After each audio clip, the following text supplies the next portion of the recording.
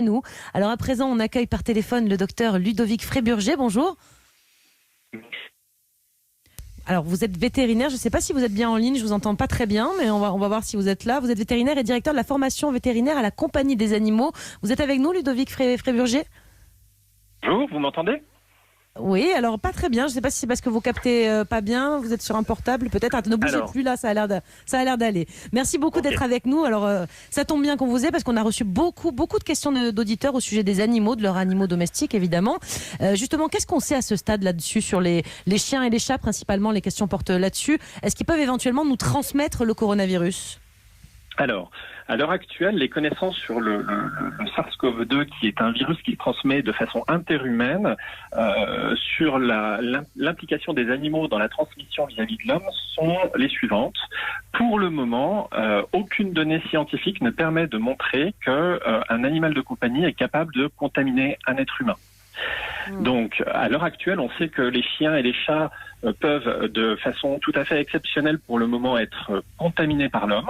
Oui, on a vu 2 chiens en Asie, je crois, un chat en Belgique et même un tigre hier dans un zoo à New York. Donc ça veut dire qu'ils peuvent l'attraper, mais pas nous le transmettre. En fait, nous, on peut leur donner, pas eux nous le transmettre. C'est ça, a priori ? Alors, pour l'instant, effectivement, les connaissances qu'on a sur ce sujet-là font que la contamination est possible, ponctuelle, rare, plutôt très rare même, et la contamination de l'animal vers l'homme n'a pas encore été mise en évidence. Donc, pour l'instant, les connaissances scientifiques nous font dire que ce n'est pas envisageable pour le moment. Jimmy ? Mais est-ce qu'elle n'est pas rare, puisque finalement, déjà, on n'a pas de tests pour les humains, donc on a encore moins de tests pour les animaux, et que si on s'amusait peut-être à tester plus massivement des animaux, est-ce qu'on pourrait avoir des surprises? Puisque là, le tigre, en l'occurrence, avait des symptômes, apparemment il toussait, il était malade, et donc on l'a testé, mais est-ce que peut-être on aurait des porteurs sains aussi chez les animaux? Est-ce que c'est une hypothèse possible? Alors, il faut considérer 2 choses totalement différentes. Le chien d'un côté et le chat de l'autre côté. Pour ce qui est du chien, c'est les 2 premiers animaux qui ont été en Chine, qui ont été dépistés positifs par une technique qu'on appelle la RT-PCR, qui permet de mettre en évidence le virus, en fait, les particules virales dans des prélèvements chez l'animal, se sont révélés positifs sur le chien. Ces prélèvements-là ne montrent pas que le virus est capable de se multiplier au niveau de l'animal. Et donc, pour le chien, à l'heure actuelle, on n'a pas du tout de suspicion du fait que cet animal puisse rentrer dans la chaîne épidémiologique de la transmission du virus. Pour le chat, c'est un tout petit peu différent. En fait, pour le moment, on n'a aucune information sur cette transmission épidémiologique potentielle du chat à l'homme et de chats entre eux. Il y a une étude qui est parue fin mars sur des chats en laboratoire qui a montré qu'il était possible qu'un chat puisse transmettre à un autre chat, mais avec des effectifs tellement réduits et des conditions expérimentales telles, avec des telles doses de virus, qu'en fait, on n'a aucune idée du fait de savoir si c'est naturellement possible. À l'heure actuelle, les 2 chats, le chat belge, qui a été fortement étudié par notre collègue Étienne Thierry en Belgique, est un chat qui vivait avec une propriétaire qui est rentrée d'Italie et qui était elle-même atteinte du Covid-19. Et dans ce cas-là, on peut avoir effectivement une suspicion de contamination par tout simplement des postillons de la propriétaire vers son animal. Encore une fois, on n'a aucune idée du passage de l'animal à l'homme, donc pour l'instant, ce n'est pas une hypothèse. Bon, étant donné que de toute façon, les informations, on a l'impression qu'elles évoluent quand même régulièrement. Pour passer vraiment, on va dire, à la pratique pour les propriétaires d'animaux qui nous écoutent, quelles précautions on peut prendre éventuellement pour éviter que son chat ou son chien soit contaminé?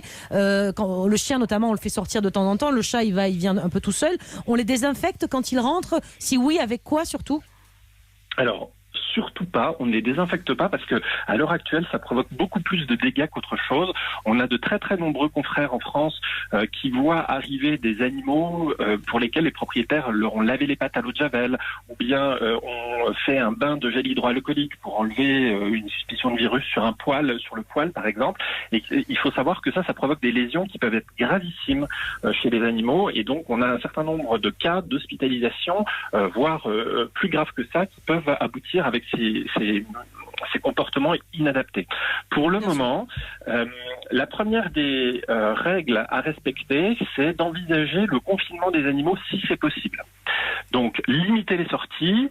Si on peut pas limiter les sorties, par exemple pour les chiens, c'est de les promener pour le strict minimum, c'est-à-dire leurs besoins, les selles et les urines, dans un endroit le plus maîtrisé possible, c'est-à-dire juste autour de chez soi, en évitant bien évidemment tous les contacts avec les autres individus et les autres animaux.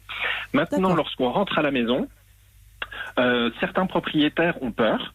Malgré tout, on peut envisager de nettoyer les pattes des animaux avec tout simplement un tout petit peu d'eau savonneuse. Idéalement.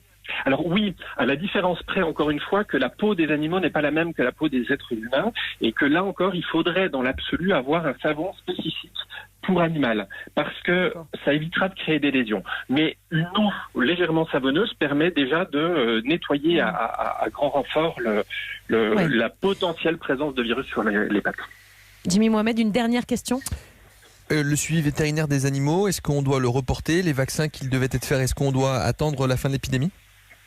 Alors oui, tout ce qui est médecine préventive, tous les actes de vaccination, tous les actes de stérilisation, de départage, tout ce qui n'est pas urgent, tout ce qui n'est pas vital en fait, les vétérinaires ont reçu des recommandations de la part de l'ordre des vétérinaires pour réorienter leur activité autour des animaux malades et des urgences. Donc tout ce qui est non vital doit être porté après le confinement. Les vétérinaires seront les plus à même de donner les recommandations à leurs clients et donc aux propriétaires des animaux qu'ils suivent sur les conduites à tenir suite à la levée du confinement. Merci de Ludovic Fréburger d'avoir été notre invité pour tous ces conseils très pratiques, très précis. Merci beaucoup pour ceux qui sont confinés avec des animaux domestiques. Je suis sûre que ça leur a été très utile. Merci encore.